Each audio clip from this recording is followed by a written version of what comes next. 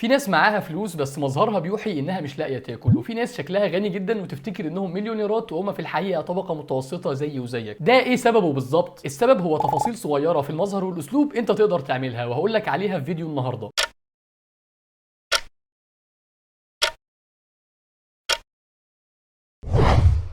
السلام عليكم، انا مصطفى وائل، وفيديو النهارده مش موجه للي عايز يبقى رث الهيئه او بيخاف من الحسد. فيديو النهارده للناس اللي عايزه تتحسد وتبان اغنى من حقيقتها من غير صرف كتير، سواء كان ده لرغبه شخصيه او عشان وظيفته بتحتاج منه، ده مندوب مبيعات مثلا.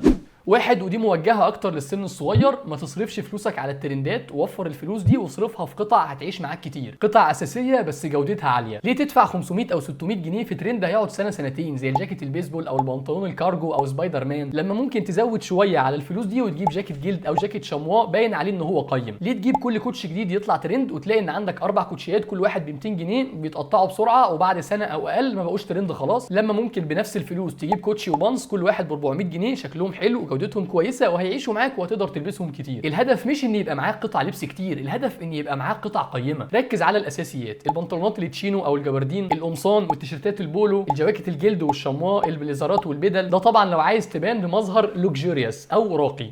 اتنين، ودي دايما بتتفهم غلط، اتعامل كشخص غني. في ناس بتسمع الكلمه دي وبتفتكر ان اقصد انك تبقى فشار، او انك تتباهى باي حاجه غاليه عندك، او انك تقول للناس انك غني جدا ومرتاح جدا ومبسوط، وده مش قصدي خالص. اللي اقصده هو انك تتعامل باتيكيت واسلوب راقي، يعني ما تتكلمش بصوت عالي، ما تزعقش في الشارع، ما تشتمش كتير، لو قاعد في مطعم ما تاكلش بايدك، يعني خلي عندك اتيكيت وخلي اسلوبك راقي. نصيحه اكسترا، اتعلم تاكل المانجا بالمعلقه. 3، ادي اهتمام زياده شويه للقطعه اللي لابسها في رجلك. على فكره في ناس كتير بتحدد في دماغها انت غني فعلا ولا شكلك كده من القطعه اللي انت لابسها في رجلك، شكلها ونظافتها. عشان كده لازم دايما الكوتشي بتاعك يبقى نظيف. ما دام قررت تلبس كوتشي ابيض يبقى تهتم بيه وتنضفه 3 دقايق بعد كل خروجه. حاول تابجريد شويه في لبسك، يعني لو متعود تلبس كوتشيات رياضيه ابدا البس كوتشيات جلد، لو بتلبس كوتشيات بس جرب تلبس بانس، جرب تلبس جزمه كاجوال شويه باللون البني او الاسود وتورنشها بانتظام. في فصل الشتاء جرب تلبس جزم طويله او بوتس سواء تشيلسي او برباط او اي نوع تاني. هي تبان تفصيله صغيره بس فعلا بتفرق كتير. ولو مش مصدق بص على اي حد انت عارف انه مرتاح ماديا وشيك، هتلاقي جزمته دايما على سنجة 10، وهتلاقيه اغلب الوقت لابس جزمه فورمال شويه اكتر من اللي انت لابسها. 4، اهتم جدا جدا بنظافتك الشخصيه وبشعر وشك. الناس الاغنياء او اللي حالتهم كويسه مش لازم دايما تشوفهم متشيكين، مش دايما لابسين بدل او لبس فورمال، عادي بتشوفه في الجيم، في النادي، تحت البيت، ممكن يبقى لابس ترنج او لبس رياضي، ومع ذلك دايما هتلاقي ريحته حلوه حتى لو لسه طالع من الجيم، وهتلاقيه مسرح شعره ومظبط دقنه او حالقها. النقطه دي بتفرق جامد في انطباع الناس ومش بتكلفك كتير. تحديد الدقن وحلاقه شعر الرقبه تقدر تعمله في البيت بسهوله، والتدريج او حلاقه جوانب الشعر هيكلفك 20 ل 30 جنيه زياده بسبب الزياره الاضافيه اللي هتعملها الحلاق كل شهر. 5، البس اكسسوارات مختلفة لكن حافظ على الهدوء. في قطع معينة زي المحفظة الشيك ونضارة الشمس مرتبطة بالطبقة الاجتماعية الأعلى، فحاول تصرف فيها شوية وتجيب حاجة قيمة وشكلها كويس. يعني مثلا نضارة شمس سوداء ولايقة على شكل وشك، ولو مش عارف شكل وشك ممكن تشوف الفيديو ده، هسيب لك اللينك بتاعه تحت في الوصف. ساعة معدن أو جلد هادية ما فيهاش تفاصيل كتير وحجمها مناسب لدراعك، السكارف السيمبل اللي شكله قيم مش رخيص، والمحفظة الرفيعة، كلها اكسسوارات بسيطة وبتديك لمسة زيادة. لو بتلبس خواتم أو حظاظات خلي عددها قليل وخلي لونها محايد، يعني باللون الاسود او اللون الفضي، وبلاش الوان فاقعه عشان ما يبقاش شكلها رخيص.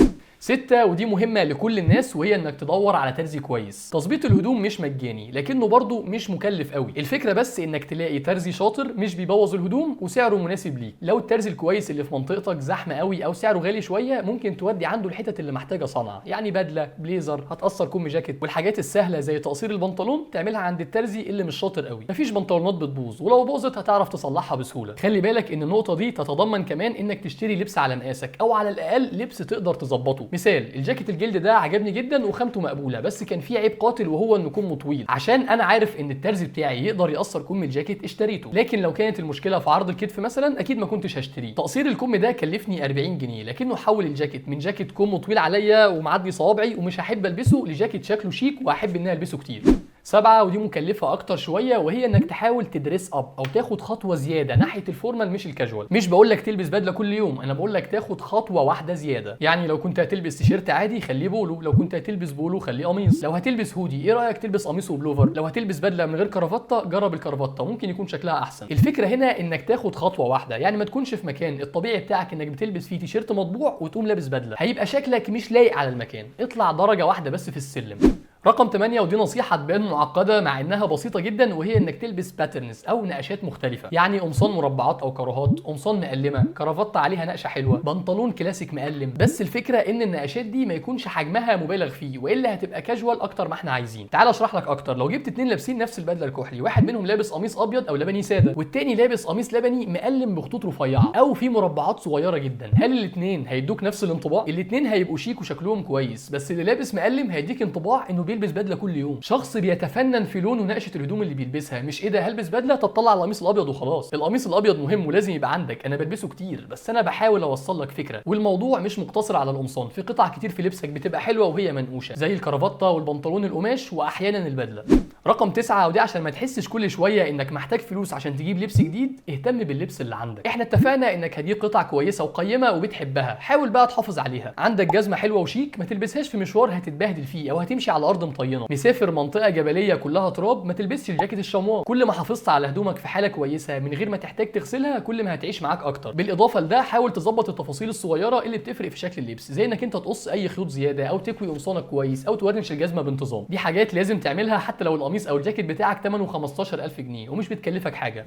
رقم 10 ودي نقطة عليها خلاف وناس كتير بتفهمها غلط، بس أنا هقول وجهة نظري. اللبس اللي معمول خصيصا عشان يقول أنا غالي، بص عليا، زي التيشيرتات اللي عليها لوجوهات ضخمة أو الجواكت اللي فيها 2 متر فرو أو الهدوم اللي بتلمع قوي، اللبس ده مش بيؤدي الغرض المطلوب منه. في فئتين من الناس بيلبسوا الحاجات دي، الممثلين والمشاهير اللي عايزين يقولوا لك إن إحنا أغنياء، وغالبا بيكونوا بدأوا من الفقر ومعاهم فلوس دلوقتي، زي محمد رمضان أو زي الرابرز وغيرهم. بتشوفهم لابسين الهدوم اللي بتلمع، بس أنت أصلا بتبقى عارف إن معاهم فلوس، مش الهدوم هي اللي قالت لك. يعني لو محمد رمضان لابس تيشيرت ابيض ساده وبنطلون اسود هتفتكره فقير؟ اكيد لا، انت كده كده عارف ان معاه فلوس. عشان كده الفئه الثانيه اللي بيلبسوا الحاجات دي هي فئه السرسجيه، ناس عايزه تقول لك انها غنيه ومعاها فلوس وجايبه لبس بيلمع وبينور، بس للاسف ده ما حصلش. انت بتشوف المنظر ده بتقول الواد ده سرسجي، الواد ده مش لاقي ياكل، الواد ده سارق الفلوس اللي اشترى بيها الكارديجان ده. على فكره ده الانطباع اللي الناس بتاخده فعلا، لانك في الواقع لما تشوف 99% من الناس اللي معاهم فلوس وانا وانت عارفين ان معاهم فلوس، بتلاقي لبسهم هادي. مش بقول مبهدل، بقول هادي. يعني ممكن يكون لابس بدله ب 100000 جنيه لكنها هاديه، مش بتطلب الاهتمام، مش بتقول يا جماعه بصوا عليا شوفوني، لا هي بدله رمادي زي ما كل الناس لابسه بدل رمادي، لكن جوده الخامه ودرجه اللون والاهم تظبيط المقاس هي اللي بتعرفك ان البدله دي غاليه. فحاول تتجنب اللوجوهات الكبيره وقطع اللبس المميزه قوي، لان انت لو مش محمد رمضان فالناس هتشوفك سرسجي مش غني. واخيرا انت مش مطلوب منك تبان غني، لو عايز تبان زاهد او فقير فده اختيارك. كل اللي انا بقوله هو انك لو عايز تبان اغنى فده تقدر تعمله بسهوله ومن غير ما تصرف كتير. وبما انك شفت الفيديو ده فانت اكيد مهتم بالشياكه، انصحك تشوف الفيديوهين دول هتعرف منهم معلومات اكتر. شكرا لحسن استماعكم،